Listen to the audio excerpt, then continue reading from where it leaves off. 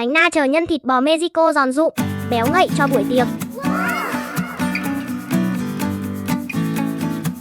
1. Sơ chế 200g thịt bò băm, hành tây băm nhỏ, ớt chuông, cà chua, hành lá cắt hạt lựu. 2. Xào nhân, phi thơm tỏi, cho bò vào xào săn, nêm một thìa bột taco hoặc bột ớt, tiêu, muối, cumin, thêm hành tây, xào chín rồi tắt bếp.